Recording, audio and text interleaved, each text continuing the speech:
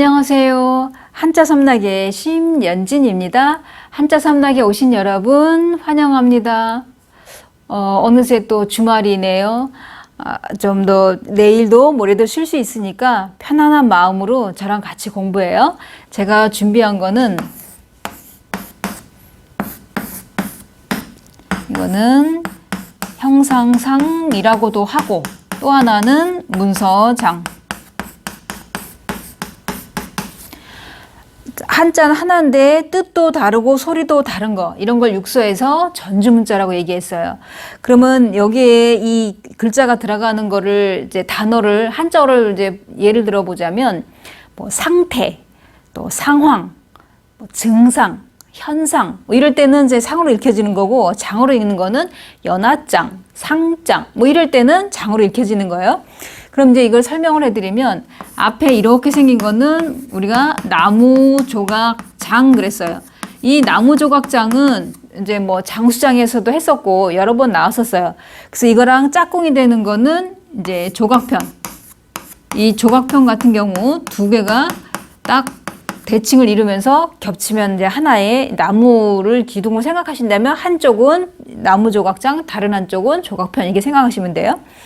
그러면 여기에서 이 그 나무조각장이라는 건 사실 나무를 이렇게 잘 켜놓은 거를 말하는 거예요. 판으로 생각을 해보세요. 그러면 옛날 대문 보면은 일요원을 할 때 이렇게 양쪽 문이 열리는 대문을 보면은 이렇게 나무 조각을 이렇게 덧대갖고 이렇게 덧댄 다음에 이제 여기에 나무판 하나를 그러니까 못을 딱 박아갖고 이제 하나의 이게 예를 들어 대문 한쪽이라고 생각을 하면 이제 이런 대문을 한번 연상을 해보세요. 그 다음에 옆에 개견이 있어요. 그럼 이거는 자원 설명에 뭐라고 나오냐면 나무 조각으로 된 대문 옆에 개가 서 있는 모양이다. 이런 설이 하나 있고, 또 하나는 뭐냐면 이거 나무를 잘 켜놓은 거라 그러잖아요. 그죠? 나무판. 그럼 여기에다가 제가 조각도로 예를 들어서 개를 하나 이제 제가 이렇게 잘 조각을 해놨어요.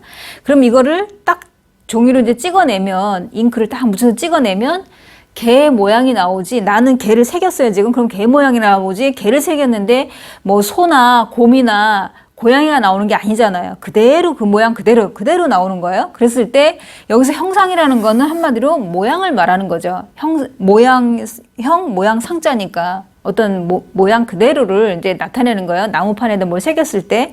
그러니까 여기 개견이 나왔으니까 나무 조각에다가 개를 새겨서 그 모양이 그대로 나타난 거. 이렇게 생각을 하시면 돼요. 자, 그러면 두 번째 글자로 넘어갈게요.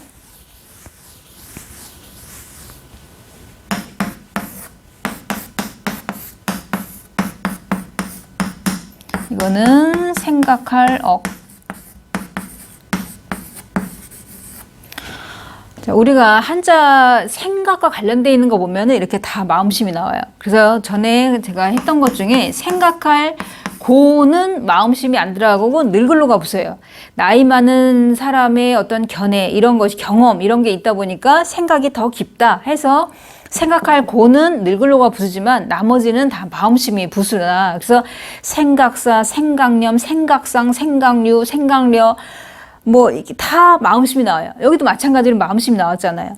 그러면은 이거는 앞에 이제 생각이니까 마음심이 이렇게 나왔어요. 내 속으로 생각하는 거니까 겉으로 표현하는 게 아니에요. 그러면 옆에 지금 여기 뜻의가 나왔어요. 뜻의. 그러면 이 글자에 이제 설명을 드리자면 뭐냐면 마음속에, 여기 마음속에 간직한 뜻, 내 속에 생각하고 있는 뜻, 이제 이걸 말하는 거예요. 그러면 뜻의 같은 경우에도 보면은 여기에 마음심이 나오잖아요. 그러면 이 소리음하고 마음심이 결합돼서 소리를 내가 하고 싶은 얘기, 그리고 소리를 겉으로 표현하는 게 아니라 내 속으로 생각한다, 이제 이런 얘기예요. 이거는. 그럼 여기서도 마찬가지로 생각이라는 거는 이제 나 이거 수업 끝난 다음에 뭘 해야지 이게 생각, 내일 뭐 해야지 계획을 이제 머릿속으로 생각할 수 있잖아요. 구상을 하잖아요. 그러니까 겉으로 이렇게 소리를 겉으로 표현하는 게 아니라 마음속으로 이거를 간직한 어떤 뜻, 생각, 이제 이런 거, 내 속으로 생각하는 거, 이걸 생각하시면 돼요. 그래서 이 글자가 들어가는 거 보면은 우리가 기억이 난다, 아니면 추억. 저도 어렸을 때 그 고향에서 5학년 때까지 자랐던 그 추억이 상당히 많아요. 기억나는 게 굉장히 많아요.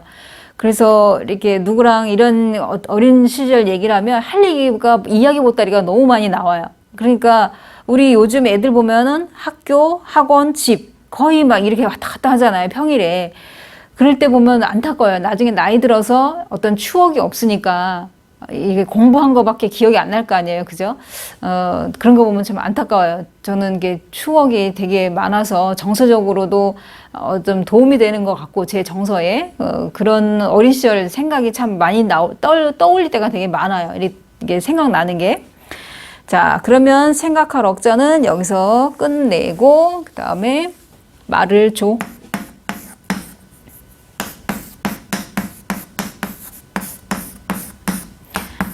자, 말을 조가 이제 이 글자가 들어가는 거 보면은 왜 우리가 목마르면은 조갈이 난다 이런 말 하잖아요. 막 이렇게 입안과 이게 막 타들어가고 바짝바짝 마르면 조갈이 난다 그러잖아요. 특히 저 같은 경우에도 약간 짠 음식 먹으면은 엄청 이 입안이 막 마르고 막 이래요. 짠 음식을 이렇게 좋아하지 않는데 어쩌다 짠 음식을 먹게 되면 엄청 이게 입안이 마르는 경향이 있는데 이런 것처럼 조갈이 난다라든가 아니면 건조하다. 이제 겨울 날씨가 건조하잖아요. 여름에는 습도가 높아도. 아니면 초조하다 할 때도 이 글자를 써요. 그러면은 자, 요 동그라미 친 부분은 자전에도 있어요. 자전에 뭐라고 나오냐면 그 새가 무리지어 온다 이렇게 나와요. 요 글자 자체가 새가 무리지어 온다 이렇게. 그러면 나무목이 나와 있고 지금 이 입구자가 3개가 나오는데 똑같은 글자가 2개 이상 나오면 복수다 생각하면 돼요. 그러니까 나무 위에 새가 떼를 지어 있는 모습이다 생각하시면 돼요. 그러면 이게 이 새들이 떼를 지어서 이렇게 막 우는 소리가 났을 때 이 글자 자체가 뭐냐면, 그러니까 새가 무리지어 우는 소리 같이 불똥을 튀기면서 타는 불이 탁탁탁 타요. 지금 불화가 있잖아요. 그죠? 그럴 때 거기 불에 이게 쬐면서 말린다. 이게 말을 조잖아요. 그죠? 뭐 이게 왜 우리가 왜 건조기 이런 얘기할 때 건조하다 할 때 그러면 제가 이제 어렸을 때 보면은 시골에 제가 왜 추억이 많다 그랬잖아요. 시골에 겨울에 이제 눈이 많이 오면은 이게 그 무덤 위에 무덤은 되게 이렇게 잔디로 되게 잘 덮여 있잖아요. 그러면은 굉장히 여기에 부드럽게 내려오면서 또 이렇게 울퉁불퉁한 것도 자연스럽게 내려올 수가 있는데 그래도 엉덩이 덜 시렵게 하기 위해서 그 비닐포대 속에다가 지푸라기를 많이 이제 집어넣고 이제 쿠션감도 있고 덜 아프게 그럼 이제 그걸 여러 번 타게 되면 이 눈 때문에 바지가랑이가 이게 젖어 있어요. 눈 때문에. 그러면 춥잖아요. 나중에는. 그럼 집에 오면은 이게 예를 들어 아궁이에 이제 불을 떼고 있으면은 거기에 약간 불 가까이에다가 이게 그 다리를 갖다 뻗치고 있으면은 김이 모락모락 나요. 이게 이제 그 뜨거운 열기가 있다 보니까 이제 마르는 거죠. 그런 것처럼 여기에 지금 이제 설명드리는 것은 이게 불똥을 튀긴다는 거는 되게 불똥이 탁탁탁탁 소리하면서 튀길 때는 장작이 많이 잘 말랐을 때 이게 젖은 장작 말고 아주 바짝 마른 장작일수록 타닥타닥 소리가 잘 나요. 이게 타는 소리가. 그럼 거기다가 이제 뭔가 말린다 이런 얘기예요. 불기운에다가 이제 말리는 거예요. 불꽃이 활 타오르는 그런 데다가 뜨거운 데다가 여기에 이제 젖은 것을 대면은 이제 좀 마르면서 막 김이 막 모락모락 피어나고 그래요. 이게 이제 그런 뜻이에요. 그러니까 뭐냐면 다시 한번 말씀드리면은 나무 위에 새들이 무리지어서 지금 우는데 그 우는 소리가 불똥을 튀기면서 타닥타닥 이게 불똥을 튀기면서 그런 타는 불에 무언가를 쬐면서 말린다 이렇게 생각하시면 된다 이런 얘기예요. 제가 이거는 전에 이 그 불화 빼고 손수가 들어가면은 이제 자불조에서 이미 설명해 드렸어요. 이거는 이 모양이랑 이 글자 자체에서는.